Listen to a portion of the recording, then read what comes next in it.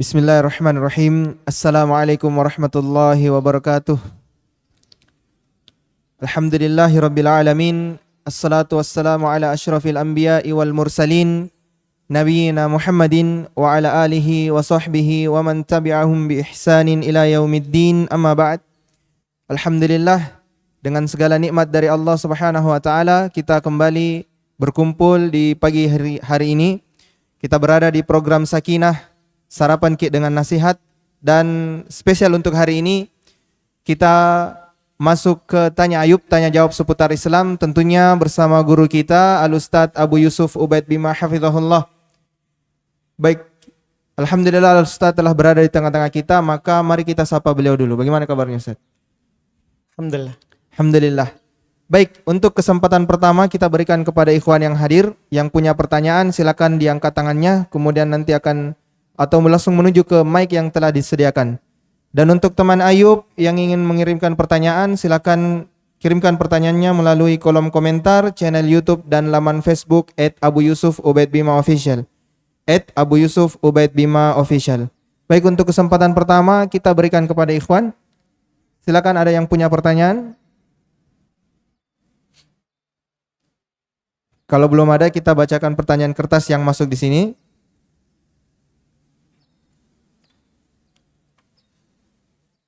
Bismillah. Semoga Allah menjaga Ustadz untuk semua urusan Ustadz dan keluarga. Afan Ustadz, ana izin bertanya, bagaimana hukum sholat duha sambil pegang Al-Quran Ustadz? Sholat duha Sambil pegang Al-Quran. tidak dibaca. Wallahualam, tidak disebut di sini Ustadz. Wallahualam. Maksudnya dia pegang untuk apa? Wallahualam.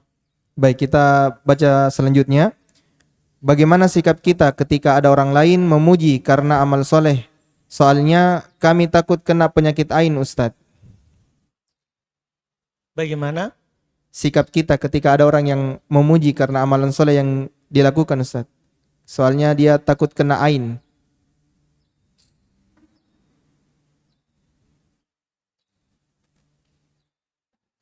Wallahualam. Barakallahu fiik. Kita masuk ke pertanyaan selanjutnya. Afwan Ustadz, izin bertanya. Seorang anak berusia 14 tahun menemukan uang 1 juta dan telah digunakan berbelanja, dan ketika itu si anak tersebut baru saja mengetahui hukum menggunakan harta temuan. Namun saat itu anak masih tidak peduli tentang halal haram. Ketika dia berusia 18 tahun, ia sadar dan ingin bertaubat. Pertanyaannya Ustadz, apakah dia wajib berusaha mencari siapa pemilik uang tersebut untuk ia kembalikan? Barang temuan. Nah Ustadz, 1 juta. Untuk barang temuan kalau itu berharga maka diumumkan setahun. Jika setahun datang alhamdulillah. Jika tidak datang maka tentunya uang itu boleh kita gunakan. Itu terkait dengan barang temuan yang tidak bisa melindungi dirinya sendiri. Boleh kita ambil dan ketentuannya kita umumkan selama setahun. Wallahualam. Barakallahu fiik Ustadz. Pertanyaan selanjutnya. Apakah boleh sholat tahajud tanpa tidur atau harus tidur terlebih dahulu Ustadz? Tahajud itu kan dia sholat malam yang dilakukan setelah bangun tidur. Kalau tidak bangun dari tidur tidak dinamakan tahajud, tapi dinamakan sholat malam. Di sholat tahajud itu bukan sholat yang berbeda, dia sholat malam. Dia sholat malam. Sebagaimana sholat witir juga sholat malam. Cuman penamaannya karena sebabnya. Witir karena sebab ganjil, tahajud karena sebab bangun dari tidur. Kalau tidak tidur ya sholat kembali ke nama asal, sholat malam. Wallahualam. Barakallahu fiik Ustadz. Pertanyaan selanjutnya. Apa guntingan yang dilarang dalam Islam? Apa? Guntingan di sini disebut Ustaz. Cukur rambut begitu Ustaz. Hanya cukuran koza. Karena dalam hadits Nabi SAW anil qaza. Nabi SAW melarang dari cukur koza, yaitu mencukur sebagian dan meninggalkan sebagian. Iya, hanya cukur bagian atas, bagian bawah tidak. Atau bagian bawah saja, bagian atas tidak. Ya, bukan masalah rata panjang pendek. Bukan. Tapi mencukur sebagian, sebagiannya tidak dicukur. Itu yang disebut dengan koza. Wallahualam, itu cukuran yang dilarang. Barakallahu fiik. Pertanyaan selanjutnya Ustadz, kita baca dari YouTube. Izin bertanya Ustadz, jika kita berada di dalam masjid setelah maghrib sampai masuk waktu isya, apakah setelah selesai azan wajib berdiri untuk salat sunnah? Masuk Waktu isya Ustadz. isya. Terus? Setelah azan, apakah wajib berdiri untuk salat sunnah? Kalau wajib tidak ada sholat wajib kecuali 5 waktu. Cuman Nabi SAW katakan, baina kulli adanain sholat. Di antara setiap dua adan, maksudnya adan dan iqamah adalah sholat. Ada sholat sunnahnya antara dua adan dan iqamah. Cuman hukumnya sunnah. Tidak wajib. Tidak wajib. Karena tidak ada sholat wajib selain sholat 5 waktu. Wallahualam. Barakallahu fiik Ustadz. Kita baca satu pertanyaan sebelum kembali ke ikhwan. Afwan Ustadz, izin bertanya. Apa hukumnya seorang istri meminta khulu atau cerai kepada suaminya karena suaminya telah kembali lagi ke kehidupan dulunya seperti minum khamar, tidak menjaga sholat dan maksiat-maksiat lainnya. Padahal dia dulu adalah seorang yang aktif dalam kajian. Mohon nasihatnya Ustadz. Jika membahayakan bagi dirinya atau agamanya, boleh dia minta khulu. Dan boleh dia minta khulu. Dan dia tentunya kalau tidak membahayakan agama dan dirinya, dia bersabar dulu dan mendoakan hidayah untuk suaminya. Mendoakan hidayah untuk suaminya. Wallahualam. Barakallahu fiik. Kita kembali ke ikhwan. Silakan yang ingin bertanya. Silakan.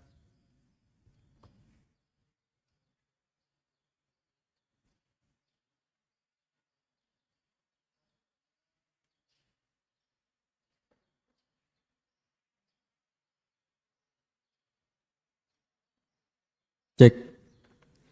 Bismillah.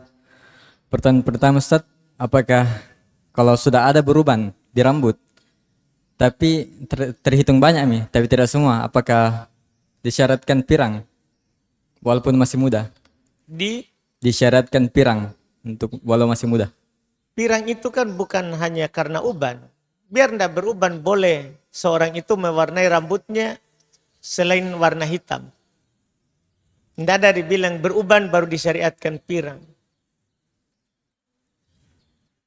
Iya, boleh berpirang. Tapi jangan sampai nanti santri pirang semua. Nah, ini kita berbicara hukum asal pirang. Hukum asal pirang itu bukan karena uban. Dipahamkan? Di dalam pembolehannya itu bukan karena uban. Iya. Jadi jangan sampai disangka uban baru. Enggak, itu umum, nasnya umum. Boleh ia dicat rambutnya. Boleh dicat rambutnya walaupun tidak ada uban, yang penting dijauhi warna hitam. Wallahualam. Pertanyaan kedua Ustaz, kalian pernah dapati orang yang setiap harinya, setiap waktunya itu salawat sampai 1000 kali. Nah pas ditanya, bilang kenapa tidak mengaji saja, tidak salat sunnah. Dia bilang, saya takutnya ria. Jadi mending saya salawat, pasti diterima. Apakah sebesar itukah faedah untuk bersalawat Ustaz?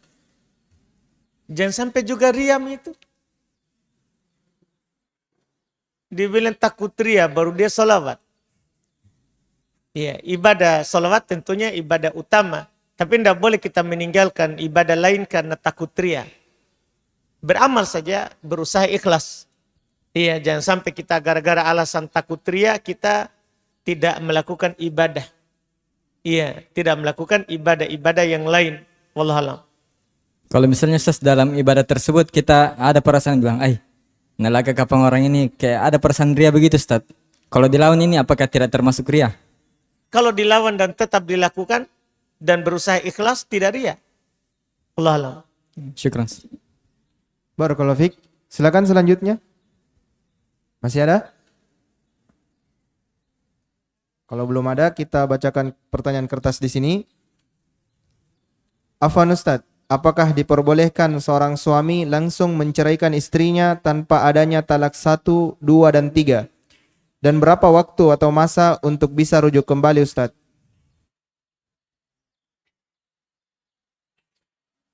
Masa? Di sini Ustaz saya ulang, afwan.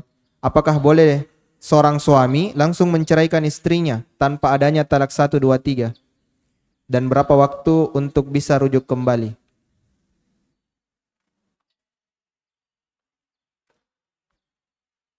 Tanpa talak 1, tanpa talak.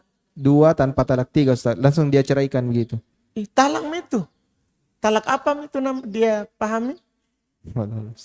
Dia talak istrinya tanpa Adanya talak 1, 2, dan 3 Ustaz di sini. baru dia talak. Wallahu alam gimana modelnya itu? Dia talak tanpa talak 1, tanpa talak 2 dan 3. Nah, Ustaz. Jadi talak apa? Wallahu alam. Wallahu alam. Barakallahu fiik Ustaz. Pertanyaan selanjutnya ini dari santri mungkin. Mohon faedah dan motivasinya Ustaz dalam kiat sukses dan berkah dalam menuntut ilmu.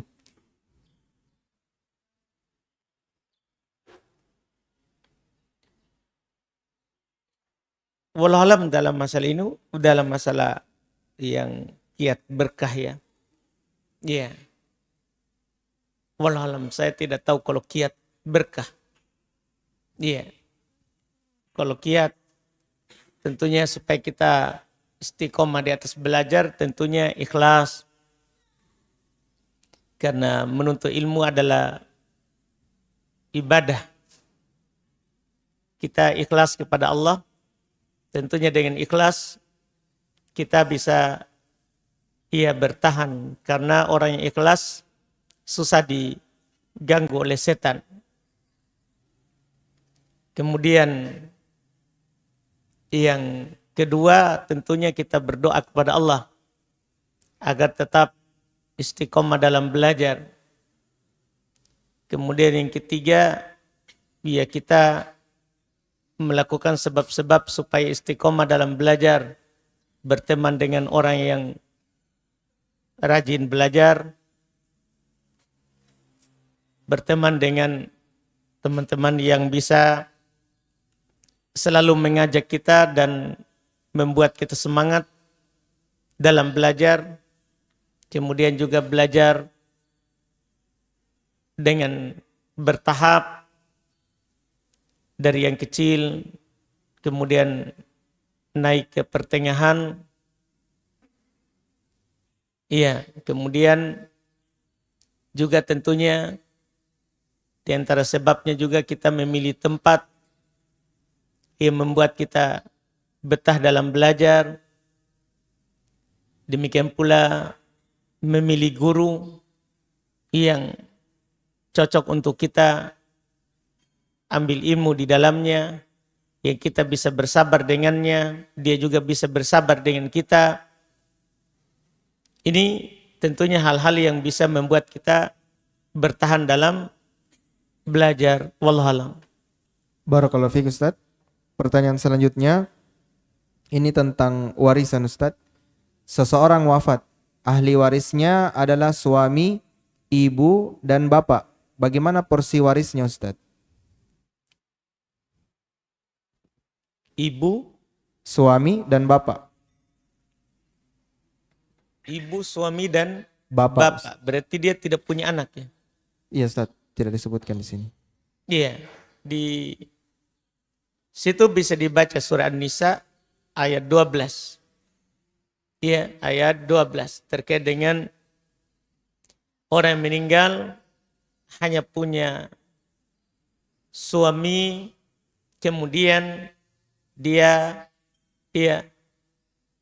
punya bapak, ibu, tidak punya anak. Di situ di ayat 12 Allah katakan untuk suami dulu, walakum nisfu ma taraka azwajukum illam yakun lahun walad. untuk suaminya. Bagi kalian suami, setengah dari yang ditinggalkan oleh istri jika mereka tidak punya anak. Ini sudah jelas jatah daripada suaminya. Kemudian untuk jatah dari orang tuanya kita baca di ayat 11. Jadi suaminya dulu kita bisa baca di ayat 12 surah An-Nisa. Kemudian untuk orang tuanya kita bisa baca di ayat sebelumnya, ayat 11, yaitu firman Allah Subhanahu wa taala, wali abwaihi likulli wahidin minhumas sudus mimma taraka in kana lahu walad. Untuk kedua orang tuanya 1/6 dari yang ditinggalkan oleh yang meninggal kalau punya anak. Kalau punya anak. Kalau tidak punya, langsung lanjut setelahnya, fa illam yakun lahu waladun wa warithahu abuwahu fali ummihi thuluth. Jika dia tidak punya anak dan dia diwarisi oleh kedua orang tuanya, maka untuk ibunya 1/3. Tadi 1/6 kalau punya anak. Kalau tidak punya anak, jadi naik jatahnya menjadi 1/3. Tentunya 1/6 sedikit. 1/3 lebih banyak daripada 1/6. Ini ketentuan. Jadi tinggal kasih suaminya setengah, orang tuanya 1/3. Kalau masih ada sisa, maka itulah nanti yang mendapatkan warisan dengan ta'sib, dengan bagian jika tidak terhalangi. Apakah ada saudaranya? Itu yang dilihat dari si mayat. Apakah dia hanya satu-satunya atau masih ada saudara? Masih ada saudari. Karena sisanya untuk mereka.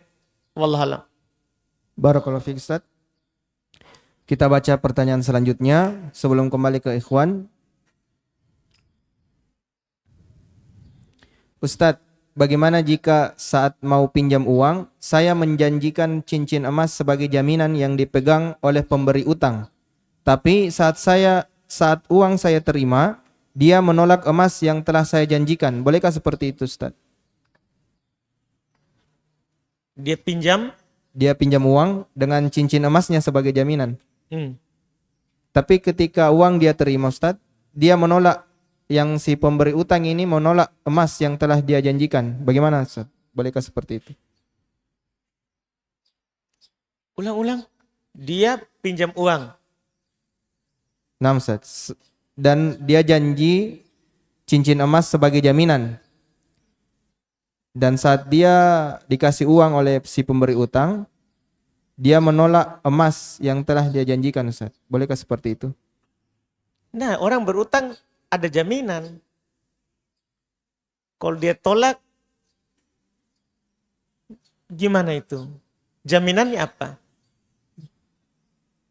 Kalau hanya kepercayaan kan susah.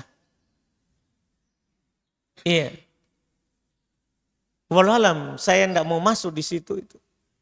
Karena nanti dia berselisih atau dia tidak bisa bayar utangnya, apa dipakai? Kan utang memang disyariatkan kalau berutang ada jaminan. Ada jaminan dan ditulis.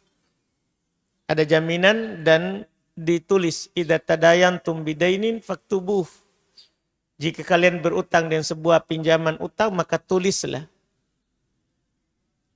Terus dalam berutang itu kalau dalam gade atau pinjam meminjam, itu ada jaminan. Fungsinya nanti kalau dia tidak bisa bayar, itu jaminan yang dipakai bayar. Jaminan itulah yang berfungsi untuk dipakai membayar utangnya. Wallahualam. Barakallahu fiik, Ustaz. Kita kembali ke ikhwan. Ada yang punya pertanyaan? Silakan yang di belakang dulu.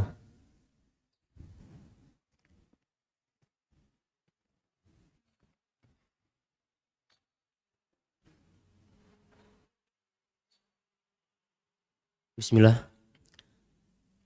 Izin bertanya Ustadz, bagaimana me- menaati peraturan yang ada unsur negatifnya gitu Ustadz? Seperti ketika mau naik gunung harus membawa ini atau membawa kayak air gula gitu Ustadz.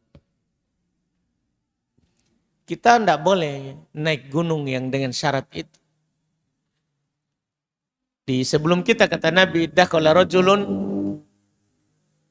an-nar fi dzubabah. Seorang lelaki sebelum kita masuk neraka karena lalat. Masuk neraka karena lalat. Maka Nabi menceritakan kejadiannya. Dia lewat di sebuah desa. Di desa itu tidak boleh lewat kecuali harus berkurban. Harus ada yang dipersembahkan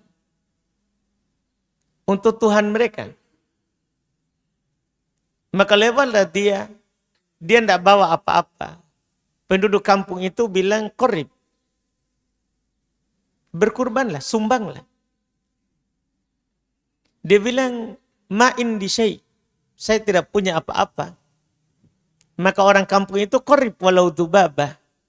Kurbankan, sumbang walaupun seekor lalat. Maka dia pun berkurban seekor lalat. Fadakhalan nar. Masuk neraka. Iya. Tidak boleh kita ke situ. Tidak boleh kita pergi ke tempat yang ada syarat-syarat syiriknya. Apa kita tidak takut nanti naik gunung kita mati dalam keadaan syirik? Tidak boleh kita masuk. Tidak boleh kita masuk di hal-hal yang membuat kita masuk dalam syirik. Wallahualam. Terus pertanyaan kedua Ustadz, apa hukumnya boneka Ustadz di dalam rumah?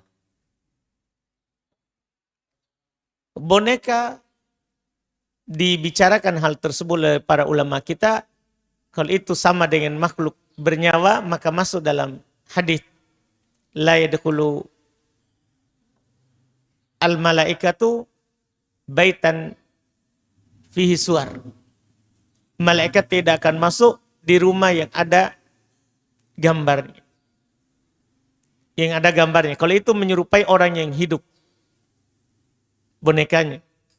Kalau bonekanya tidak ada orang yang hidup seperti itu, tidak masuk di dalamnya. Wallahualam. Kalau misalnya seperti hewan gitu Ustadz, atau benda-benda yang dikasih mata. Pokoknya intinya definisinya adalah apakah ada yang hidup seperti itu atau tidak. Wallahualam. Jazakallahu khair Ustadz. Silakan selanjutnya.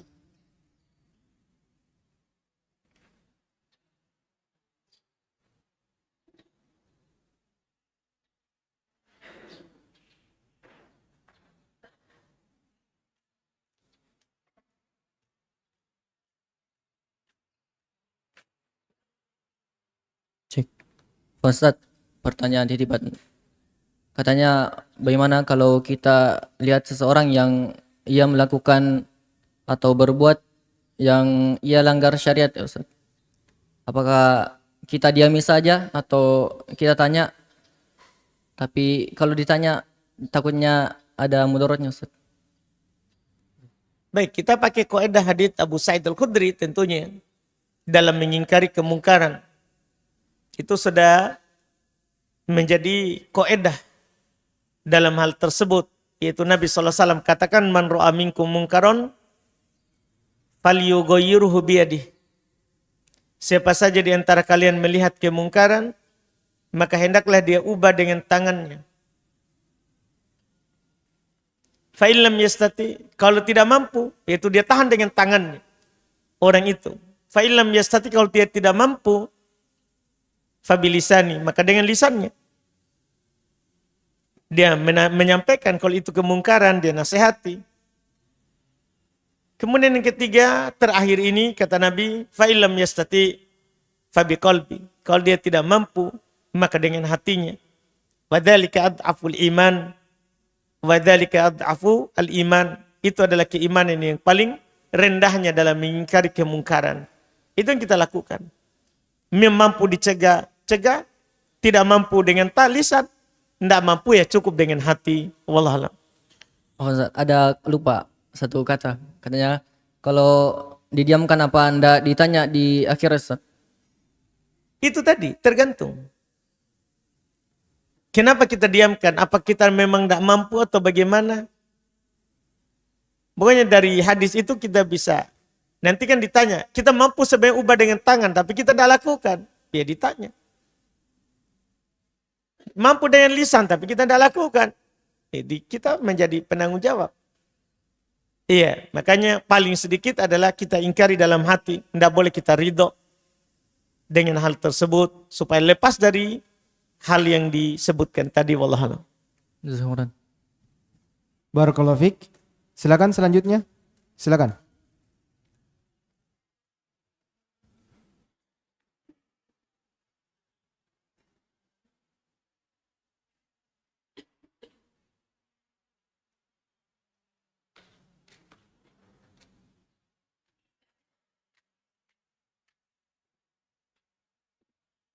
Bismillah, Afwan Ustaz.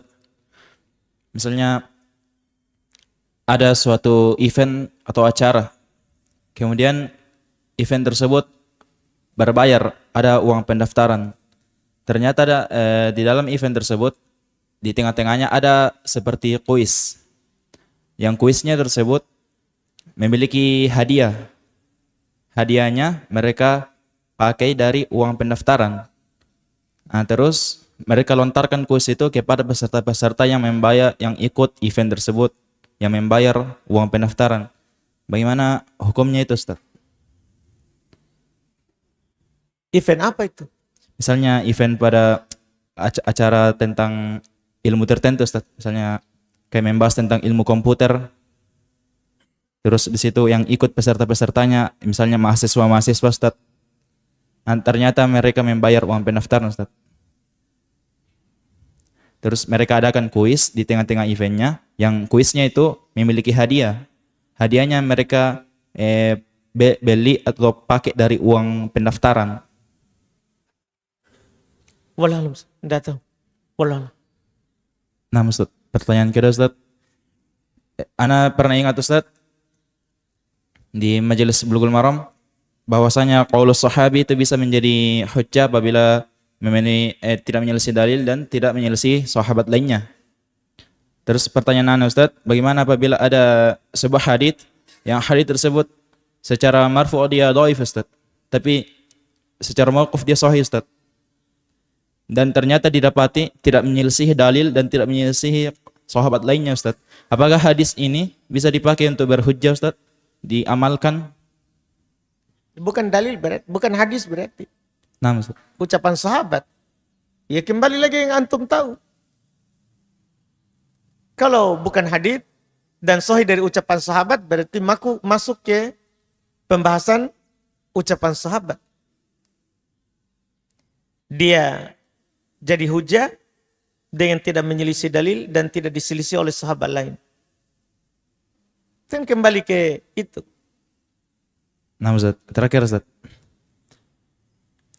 Bagaimana orang yang sholat dan tayamum, Ustaz? Terus di pertengahan sholatnya tiba-tiba ada air didapati. Misalnya hujan atau ada orang yang berteriak ada air. Apakah orang tersebut membatalkan sholatnya atau lanjut saja? Diperselisihkan oleh para ulama dalam hal tersebut.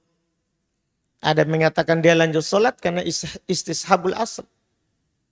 Karena dia berpegang dengan asal. Asalnya dia dibolehkan bertayamum kan tidak ada air. Ada juga yang mengatakan dia batalkan sholatnya. Dia batalkan sholatnya dan dia pergi berwudu dengan adanya air. Iya, dua-duanya masih sama-sama memiliki kekuatan. Karena yang pertama dibangun di atas pembolehan tayamum. Kemudian yang kedua dia batalkan karena adanya air. Adanya air. Sama-sama memiliki dalil kekuatan dalam dalil dalam hal tersebut. Wallahu a'lam. Jazakallahu khair, Ustaz. Barakallahu fikum. Barakallahu fiik. Silakan selanjutnya. Masih ada?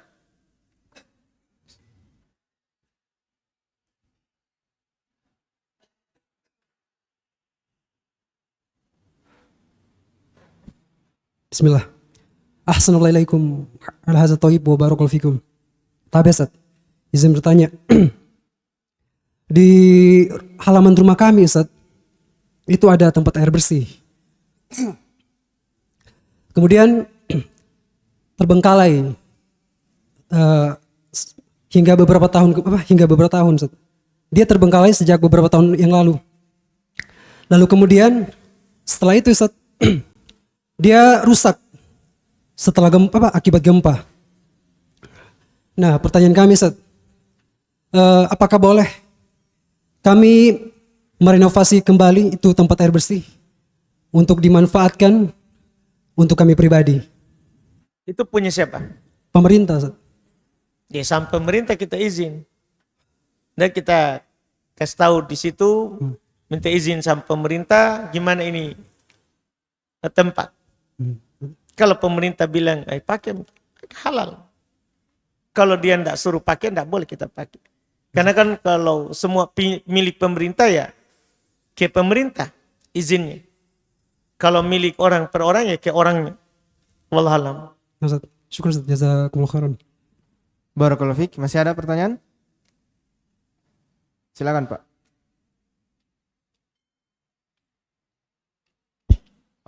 Bismillah. Dalam sholat Ustadz, kita disunnahkan membaca amin ketika iman sudah membaca Al-Fatihah. Tetapi ketika kita membaca Al-Fatihah untuk diri sendiri, pada saat imam selesai membaca Al-Fatihah, apakah kita tetap sunnah untuk mengucapkan amin? Nah, tetap sunnah, karena bacaan amin itu berlaku untuk makmum, imam, dan orang sholat sendiri. Itu berlaku. Jadi tetap sunnah membaca amin. Membaca amin. Hukumnya sunnah. Beda tadi kalau imam sudah membaca ghairil maghdubi alaihim waladdallin, dia katakan amin atau tidak, maka wajib bagi makmum membaca amin. Jadi hukumnya waktu imam wajib. Ketika dia baca amin, kita wajib baca amin. Adapun sholat sendiri atau bagi imam sendiri, hukumnya adalah sunnah. Wallahualam. Barakallahu fikum Ustaz. Silakan selanjutnya.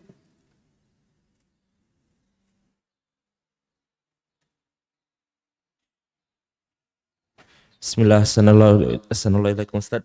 Masih mirip dengan pertanyaan yang tentang naik gunung tadi. Bagaimana misalnya kalau kita ke sebuah daerah, tapi syarat untuk masuk di daerah tersebut, di kampung tersebut atau di suku tersebut itu harus memakai pakaian dengan warna tertentu.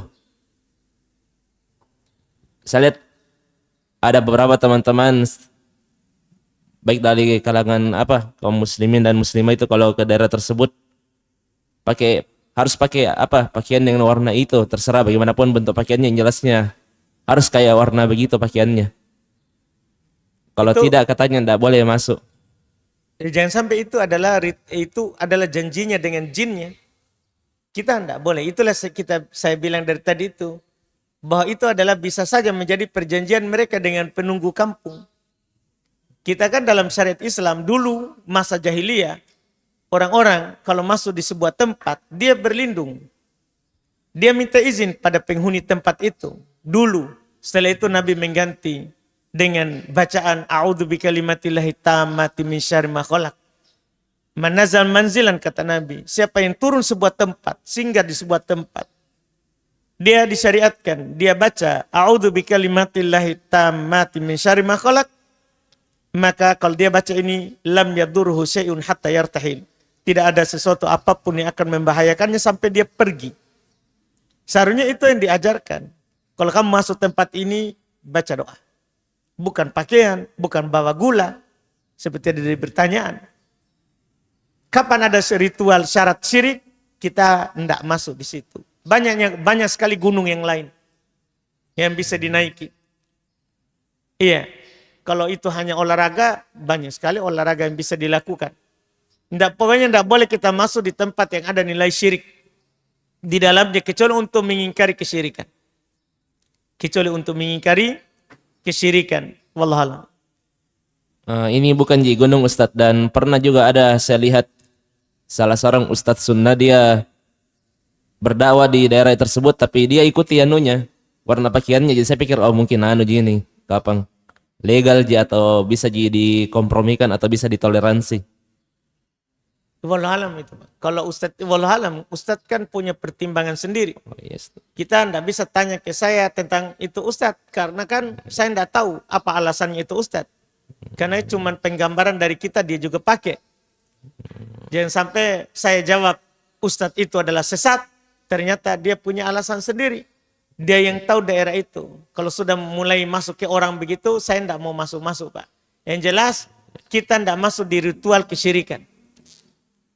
Kita ndak masuk di tatoyur, ndak masuk kita. Di tatoyur saja ndak masuk. Yang tatoyur itu bisa saja dia itu syirik kecil. Tatoyur, menganggap baik sesuatu dengan apa yang dilihat, atau apa yang didengar, atau apa yang dirasakan, itu sudah tatoyur, Pak. Pamali, hurufat. Itu sudah syirik kecil dan bisa mengantar ke syirik besar. Makanya kalau saya pribadi, ndak masuk lebih bagus. Saya, Pak, mau gunung ataupun laut ataupun sungai, jika ada aturan begitu, kita ndak masuk. Tapi masalah ustaz tadi yang kita bilang, karena apalagi kita bilang ustaz sunnah, mungkin dia punya alasan, wallahualam, yang kita tidak tahu, wallahualam. Terus pertanyaan kedua Ustadz, kan sekarang ini lagi ramai, beberapa tahun belakangan ini lagi ramai tentang permasalahan kesehatan mental untuk anak muda.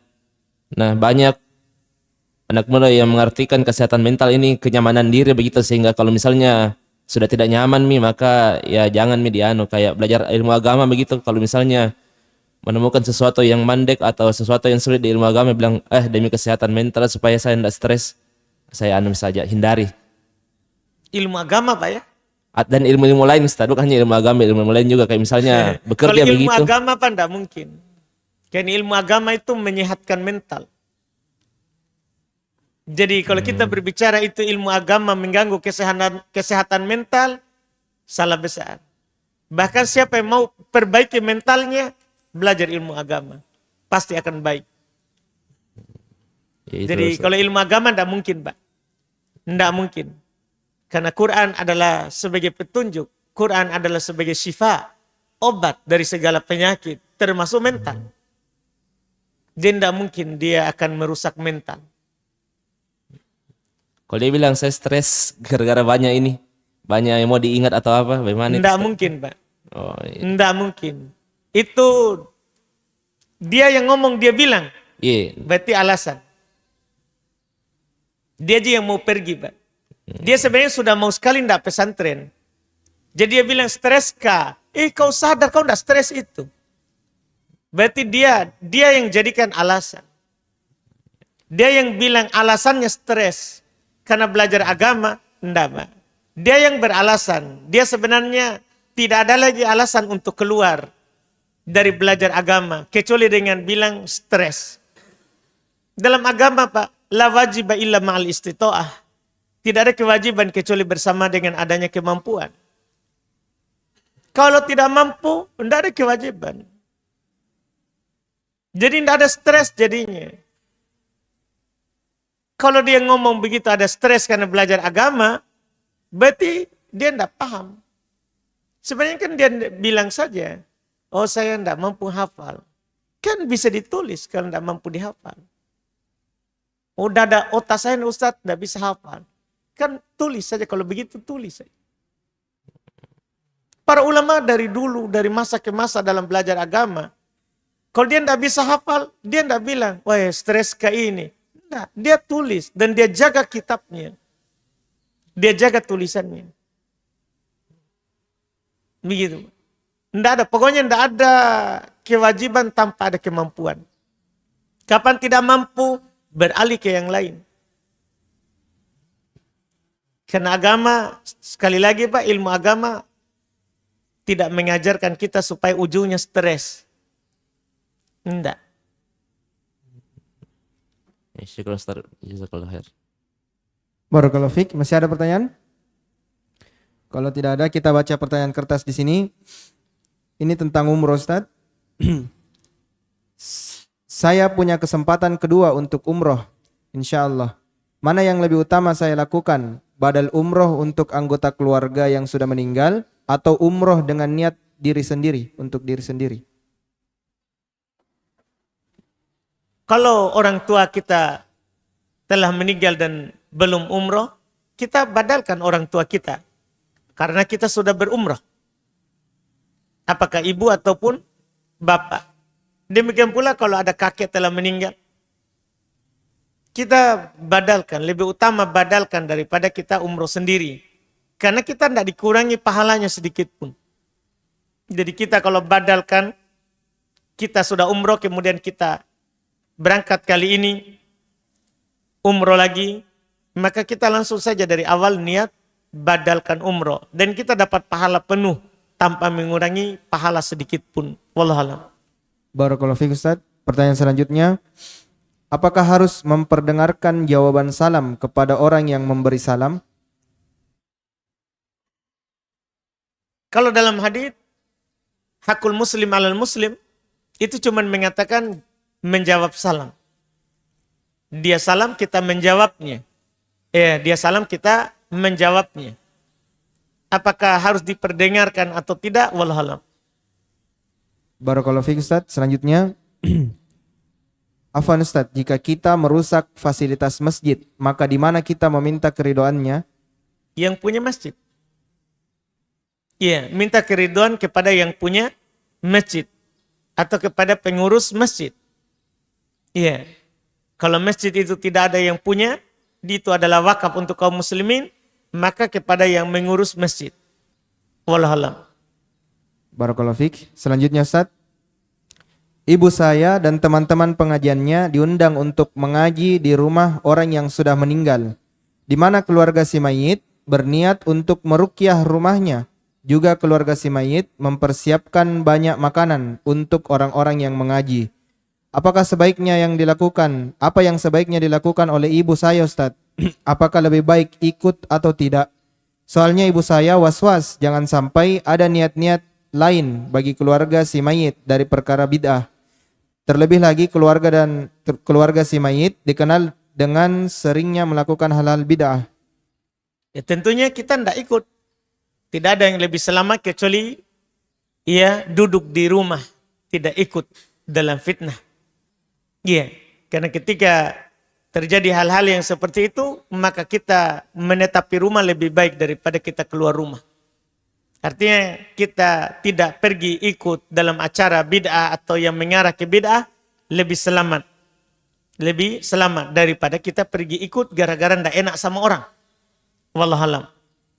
Selanjutnya Ustaz, apa hukum membaca surah Al-Kahfi atau membaca Al-Quran melalui aplikasi HP tanpa wudhu? Tanpa wudhu. Boleh, tidak apa-apa. Iya, karena yang di dalam pembahasan para ulama kita, mayoritas itu wudhu bagi yang menyentuh mushaf. Berwudhu bagi yang menyentuh mushaf. Adapun yang tidak menyentuh mushaf, membaca dari aplikasi atau dari hafalan, itu tidak dipersyaratkan wudhu berdasarkan pendapat yang kuat. Karena mereka berdalil dengan hadits Aisyah, karena Nabi sallallahu alaihi wasallam yadhkurullah fi kulli ahyani. Adalah Nabi sallallahu alaihi wasallam berzikir kepada Allah pada setiap keadaan. Maka Quran termasuk zikir. Termasuk zikir. Wallahualam. Selanjutnya Ustaz, apa hukum memutar nasyid yang ada musiknya melalui speaker pengeras suara di masjid sebagai penanda adanya kegiatan di masjid, misalnya ada kegiatan bersih-bersih masjid dan lain-lain Ustaz? Tentunya musik dalam syariat kita diharamkan. Sepakat imam 4 akan diharamkan musik.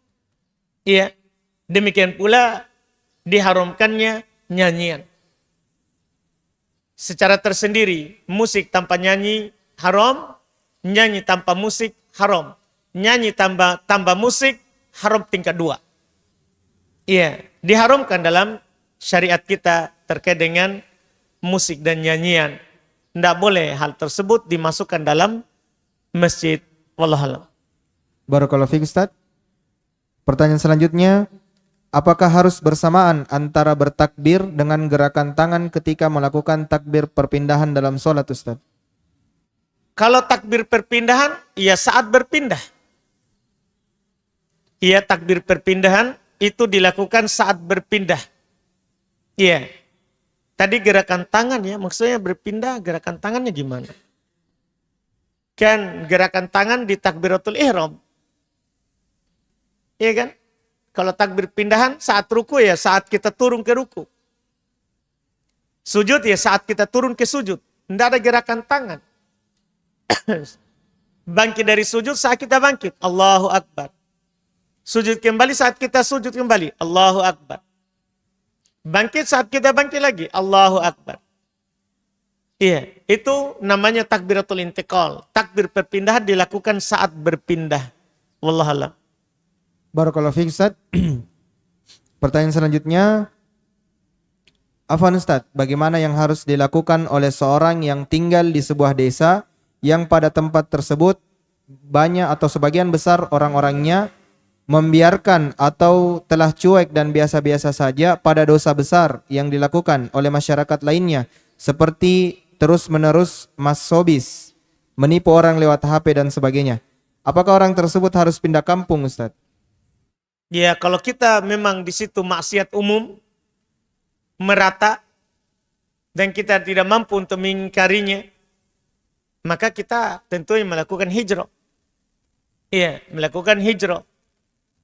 Pindah dari tempat tersebut ke tempat lain yang kita bisa beribadah kepada Allah Subhanahu wa taala ya dengan tenang, dan tentunya kita paling sedikit adalah mengingkari kemungkaran dengan itu, dengan menghindarinya. Wallahualam. Barakallahu fiik Ustaz. Satu pertanyaan sebelum kita kembali ke ikhwan. Bismillah Ustaz, apa sajakah keutamaan saf depan? Di hadits Bukhari Muslim, Nabi SAW ya, mengatakan lau ya'lamun nas ma fi safil awal ya la atauha walau habwa. Seandainya manusia tahu apa yang ada di saf pertama, itu berupa pahala, maka mereka akan mendatanginya walaupun merangkak. Bahkan dalam hadis juga mereka akan melakukan lastahamu, mereka akan mengundinya. Mereka akan mengundinya untuk dapat saf yang pertama. Di sini lau ya'lamun nas, seandainya manusia tahu, itu berupa pahala. Berupa pahala. Wallahu. Barakallahu fiik. Kita kembali ke ikhwan. Ada yang punya pertanyaan? Kalau sudah tidak ada, kita kembali ke pertanyaan kertas di sini. Afwan Ustaz, apa hukum meminjamkan teman barang kita? Akan tetapi ketika dipinjamkan dia tidak amanah dalam menjaga barang karena mungkin dia merasa barang itu hanya pinjaman, bukan miliknya. Apa boleh kita berbohong ketika dia meminta pinjam lagi Ustaz? Seperti mengatakan barang itu tidak ada lagi sama saya, padahal ada sama saya, begitu Ustaz. Enggak usah berbohong. Cuman kita tidak kasih pinjam. Kata Nabi SAW, unsur akhaka doliman au madluma. Tolong saudaramu dalam keadaan dolim atau didolimi. Gimana cara menolong yang dolim? Ya tamna'u an dolmi. Kamu menghalanginya, menahan dia dari berbuat dolim. Bilang saja, afwan saudara, tidak bisa saya kasih pinjam. Karena kita tidak amanah. Kita tidak jaga barang. Sampaikan saja. Yang penting kalau itu hal memang yang benar, membuat dia paham, sadar, sampaikan saja walaupun itu pahit. Tidak ada masalah. Itu bentuk menolong saudara. Dan kita sendiri yang meminjam, kalau tidak dikasih pinjam, ya sabar. Karena kan memang kita tidak amanah. Itu cara teman kita menolong kita. Wallahualam. Barakallahu fiik Ustaz. Pertanyaan selanjutnya. Berjamaah subuh dan lain-lain untuk perempuan, bolehkah ke masjid Ustaz? Karena kalau di rumah hanya sholat sendirian. Boleh. Perempuan boleh ke masjid. Tidak boleh dilarang kalau dia mau ke masjid. Dalam hadits Bukhari Muslim, la tamna'u ima Allahi masajid Allah. Jangan melarang hamba perempuan Allah itu ke masjid. Yaitu kalau dia mau ke masjid tidak dilarang. Cuman rumahnya lebih baik. Dia sholat di rumah lebih baik. Nabi katakan itu di Madinah. Nabi katakan itu di Madinah. Sholat di rumah lebih baik bagi perempuan. Padahal sholat di masjid Nabi. Itu 1000 kali lipat dibanding sholat di masjid lain. Dan Nabi katakan kepada perempuan di Madinah, apalagi selain Madinah. Apalagi selain Madinah. Wallahualam. Barakallahu fiik Ustaz. Pertanyaan selanjutnya. Apa hukum laki-laki mengikat rambut karena panjang Ustaz? Mengikat rambut ya, Nah, Ustaz. karena panjang di luar sholat. Tidak disebutkan di sini Ustaz. Kalau di sholat tidak boleh. Kalau di luar sholat boleh, yang penting tidak menyerupai perempuan. Karena Nabi SAW melaknat ya, al-mutasyabbihina minar rijali bin nisa, para laki-laki yang menyerupai perempuan. Nabi melaknat para laki-laki yang menyerupai perempuan. Makanya di antara bentuk yang dijaga adalah bentuk panjangnya rambut. Laki-laki tidak boleh rambutnya itu di bawah pundak. Ya. Harus di atas pundak, tidak boleh melebihi. Ya, karena Nabi kalau panjang rambutnya tidak melebihi pundak. Karena itu nanti bisa masuk dalam menyerupai perempuan. Wallahualam. Barakallahu fiik Ustaz. Pertanyaan selanjutnya. Afwan Ustaz. Begini, ada si A, dia diberikan uang oleh si B untuk sebuah tujuan. Nah, setelah itu datang si C, langsung mengajak si A untuk membayar tujuan si A. Lalu si A bingung, mau menolak, sudah tidak enak sama si C. Bagaimana uang yang diberikan oleh si B Ustadz? Apakah boleh dipakai untuk hal-hal yang lain? Dan apakah si A termasuk orang yang tidak amanah? Kalau amanahnya uang itu untuk tertentu, dia sebutkan ini untuk kamu beli buku ini, buku fulan dia sebutkan. Maka tidak boleh kecuali itu. Al-muslim ala syurutihim. Seorang muslim di atas syarat. Di atas syarat. Kalau dia sebutkan, kalau dia kasih umum baru umum. Kalau dia kasih untuk khusus maka kita harus pakai khusus. Kalau tidak maka kita tidak amanah. Wallahualam. Barakallahu fiik Ustaz. Di sini pertanyaan selanjutnya. Masa iddah kan 3 kali suci. Itu bulannya hitungan Hijriah atau Masehi Ustaz? Yang setahu saya, pernah saya dengar Hijriah. Adakah yang bisa, bagaimana jawabannya Ustaz? Bulan langit. Hitungannya bulan langit. Itu bulan yang terbit. Iya, bulan yang terbit di langit. Itu hitungannya. Iya. Mau kita bilang Hijriah atau Masehi, pokoknya bulan langit. Itu hitungan bulan dalam Islam adalah hilal. Kalau terbit hilal masuk bulan, terbit lagi hilal keluar bulan. Keluar bulan. Iya, wallahualam. Barakallahu fiik Ustaz. Kita baca 2 pertanyaan terakhir. Bagaimana jika sudah sampai talak 3 Ustaz? Sebelum lewat masa iddahnya, apakah mereka bisa rujuk lagi tanpa harus menikah lagi sama orang lain dan tanpa menikah ulang? Kalau talak 3 dan belum keluar masa iddah dan mereka ingin rujuk, boleh dengan syarat menikah ulang. Tidak boleh langsung cuma berhubungan badan, tidak. Itu bedanya talak 3, talak 1 dan talak 2. Talak 1 dan talak 2 boleh langsung rujuk kalau mereka mau rujuk, berhubungan badan tanpa akad ulang. Talak 3, kalau mereka melakukan talak 3, boleh dia rujuk saat masa iddah dengan akad yang baru, mahar baru, 2 saksi, wali. Kalau keluar masa iddah, maka tidak boleh lagi rujuk sampai dia menikah dengan orang lain. Itu perempuannya, bukan laki-lakinya. Perempuannya itu mantan istrinya jadinya. Menikah dengan orang lain dan qadarullah diceraikan atau ditinggal mati. Maka boleh dia menikah kembali dengan istrinya dengan akad yang baru, mahar yang baru, 2 saksi dan wali. Wallahualam. Barakallahu fiik. Kita kasih kesempatan untuk ikhwan. Pertanyaan terakhir silakan. Ada yang punya pertanyaan? Silakan.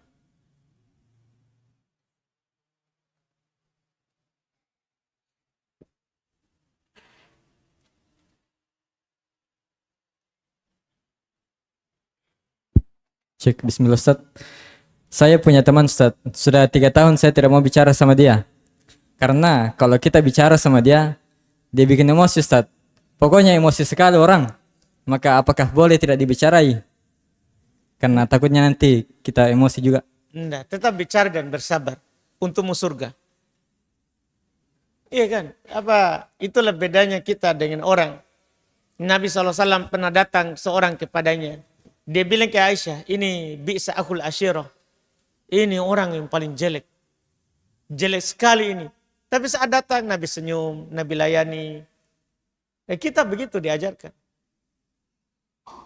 Tahan emosimu. Tahan emosimu. Tetap baik sama dia. Walaupun untuk berteman tidak lagi. Tapi kalau dia datang kita tetap aja bicara. Karena kita sebagai muslim tidak boleh menjauhi sesama muslim.